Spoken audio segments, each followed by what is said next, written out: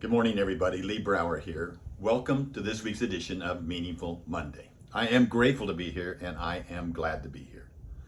Don't you just love studying Helen Keller? I think some of her quotes are so powerful. I'm going to share a couple of them with you. One, right off the top, my very favorite. The only thing worse than being blind is having sight, but no vision. Several months ago, I had the opportunity to work with a YPO group, Young Presidents Organization. And about 7 or 8 presidents of particular companies, part of a chapter, all came and met with me. And one of the things that I asked them was, can you think of a moment where you felt particularly proud to be a part of your company? Or you felt particularly proud to be a part of your family? And I want you to think of the moment. So they worked on it, they thought about it. One young man didn't hesitate a bit. He raised his hand and he said, gee, just a couple of weeks ago, I was out on a hike with my children and my wife. And I probably underestimated the difficulty.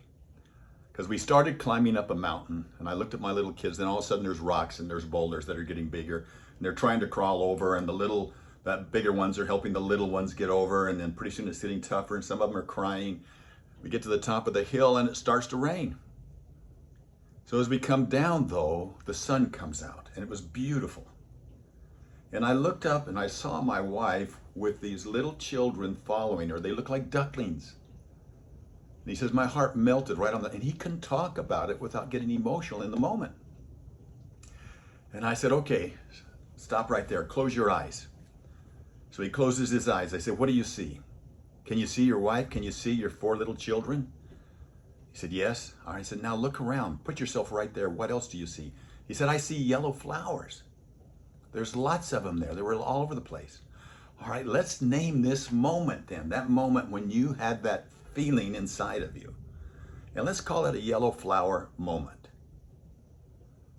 And I said, by naming it, by experiencing it and then naming it, you now have an asset in your family that you can pass on to other people, to your own children, to future children, to grandchildren, because you can have yellow flower moments that have nothing to do with yellow flowers and nothing to do with hiking, but have to do with how your family comes together, how they'll climb over boulders, metaphorically speaking, how they'll fight together, be together, love together.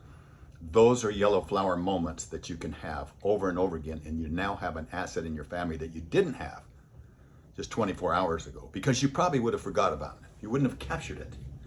And another quote by Helen Keller, life is a succession of lessons which must be lived to be understood. But not only lived, but captured. And then if you can name them, they have a handle that you can give on to other people. Let me tell you where this story has gone, okay? Well, I was so impressed with it that I shared it in groups that I coach of entrepreneurs, highly successful entrepreneurs. And I would tell them about this story the same way I'm telling you. At the end of the day, this is over 4 or 5 groups. There wasn't one day that went by when I asked, what was your greatest insight individually? There was always at least one person that said, for me, it was the yellow flower moment. He had the experience. He may have forgotten about it 6 months from now. He might have remembered it occasionally, but now it has power because he captured it. But not only for him and his family, the fact that it impacted me and I shared it with somebody else, now it has legs to move. And I'm so grateful to be part of a community that thinks this way. Because you wouldn't know if I said, have you Jenniferized your company? You wouldn't know what I was talking about. My network would, because of somebody else's experience. You wouldn't know if I said, this is a Zolo moment, or a truck on fire moment, or this is $1 for a car moment. You wouldn't know. Or is this put one more load in moment? You wouldn't know, but my colleagues would know. You see, he who names it owns it, and when you own it, it's an asset. And stories not only reflect who we are as individuals, as families, as communities, they shape us as well. They help us understand ourselves, cultivate meaning in our lives, and they bind us together by promoting greater understanding and revealing all the similarities we share. They're so, so powerful.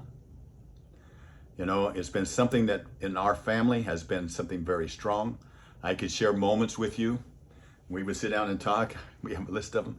But they bind, and this is one of the things that bind families together, creates levels of intimacy that you couldn't recreate anywhere else. And same with your company.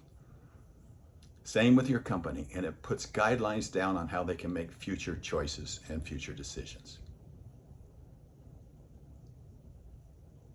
So, the final one from Helen Keller.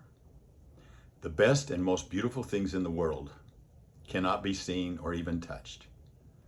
They must be felt with the heart. Have a meaningful week. Look for those moments. We'll talk next week. Onward, upward, outward.